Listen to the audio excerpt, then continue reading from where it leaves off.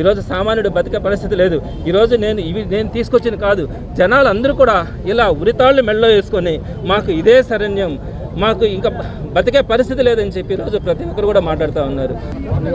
ఈరోజు ఇక్కడ మనం చూస్తున్నదంతా కూడా ఒక రాష్ట్ర స్థాయి ప్రోగ్రాం కాదు, ఒక జిల్లా స్థాయి ప్రోగ్రాం కాదు, కేవలం ఒక నియోజకవర్గ స్థాయిలో ఉన్నటువంటి సామాన్యులంతా రోడ్డు మీదకి జల ప్రవాహంలాగా ఈరోజు రావడం కూడా జరిగింది. మీరంతా చూశారు.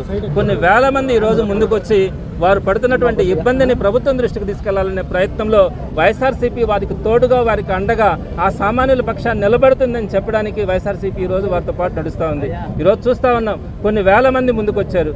చంద్రబాబు నాయుడు గారు ఎలక్షన్స్కి ముందు ఏం చెప్పారు? తల్లికి వందనం కింద 15,000 రూపాయలు ఇస్తానని చెప్పి ఆ తల్లిని మోసం చేశారు. ఆడబిడ్డ నిధి అని చెప్పి ప్రతి ఆడబిడ్డకి 18,000 రూపాయలు ఇస్తానని చెప్పి ఆ ఆడబిడ్డల్ని మోసం చేశారు. మహిళలందరికీ కూడా ఉచిత బస్సు ప్రయాణం అని చెప్పి ఆ మహిళలను మోసం చేశారు. నిరుద్యోగ భృతి అని చెప్పి నెలకు 3,000 రూపాయలు ఇస్తానని చెప్పి సుమారుగా 13 లక్షల మంది నిరుద్యోగుల్ని వారిని మోసం చేశారు. 20 లక్షల ఉద్యోగాలు ఇస్తానని చెప్పి వారికి ఇవ్వకుండా వారిని మోసం చేశారు. అలానే రైతుకి సంవత్సరానికి 20,000 రూపాయలు ఇస్తానని చెప్పి ఆ రైతుని కూడా మోసం చేశారు. వీటన్నింటినీ మించి సామాన్యుడి నుంచి కోటీశ్వరుడు వరకు ప్రతి ఒక్కరికి కూడా అవసరమైంది కరెంట్.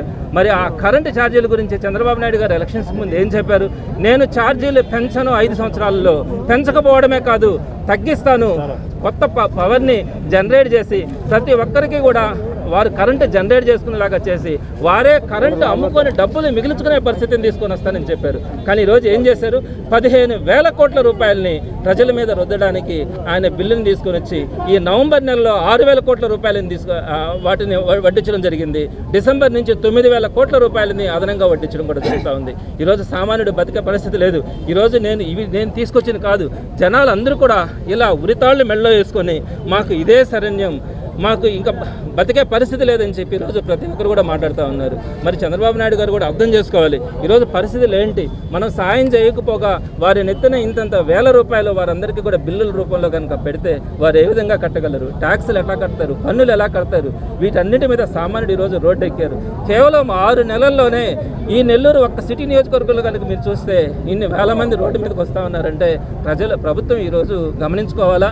తప్పకుండా ఏవైతే ఆయన హామీలు ఇచ్చాడో, ఎలక్షన్స్కి ముందు ఏవైతే హామీలు ఇచ్చాడో వాటన్నిటిని నెరవేర్చాలని ఈరోజు సామాన్యుడు కోరుకుంటా ఉన్నాడు.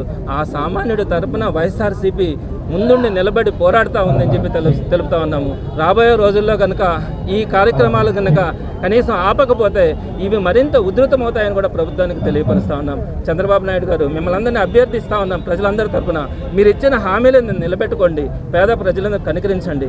ఈరోజు ఆంధ్ర రాష్ట్రంలో సుమారుగా 160 కోట్ల కుటుంబాలు ఉంటే 140 కోట్ల కుటుంబాలు బీపీఎల్లో ఉన్నాయి, అంటే బడుగు బలహీన వర్గాల్లో ఉన్నాయి. వారందరికీ కూడా ఈరోజు ఇబ్బంది కలిగే పరిస్థితి ఉంది. కాబట్టి వారందరి తరపున మిమ్మల్ని మరొకసారి అభ్యర్థిస్తూ ఉన్నాం, మీరు చెప్పినటువంటి హామీలు నెరవేర్చుకోండి అని మీకు తెలియజేస్తూ ఛార్జీలను ఇమీడియట్గా డిమాండ్ చేస్తూ ఉన్నాం తగ్గించాలని చెప్పి.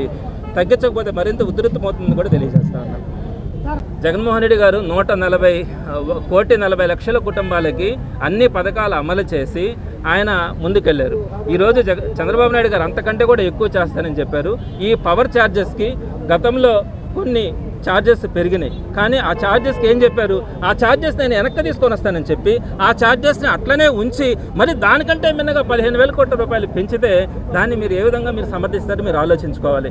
మీరు పోనీ పథకాలు ఏమైనా ఇస్తున్నారా? సంక్షేమ పథకాలు 1,40,00,000 మంది రోడ్డును బట్టి అల్లాడుతూ ఉన్నారే, వారికి ఏదైనా పథకాలు ఇస్తుంటే సో నేను ఆ పథకాలు ఇస్తా ఉన్నాను కాబట్టి ఇక్కడ నేను పెంచాల్సి వచ్చిందని చెప్పి అర్థం చేసుకునే పరిస్థితి ఉంటుంది. నువ్వు అది ఇవ్వక ఇది ఇవ్వక సరే ఏదీ చేయలేదు, అప్పులు చేయకుండా అంటే అదిలే. సుమారుగా 75,000 కోట్ల రూపాయలు ఇప్పటికే అప్పులు చేస్తున్నారు. జగన్మోహన్ రెడ్డి గారు అన్నీ చేసి కూడా ఆయన చేసినటువంటి అప్పులు మనకు అందరికీ తెలుసు, వీళ్ళు చెప్పినటువంటి అబద్ధాలు కాదు.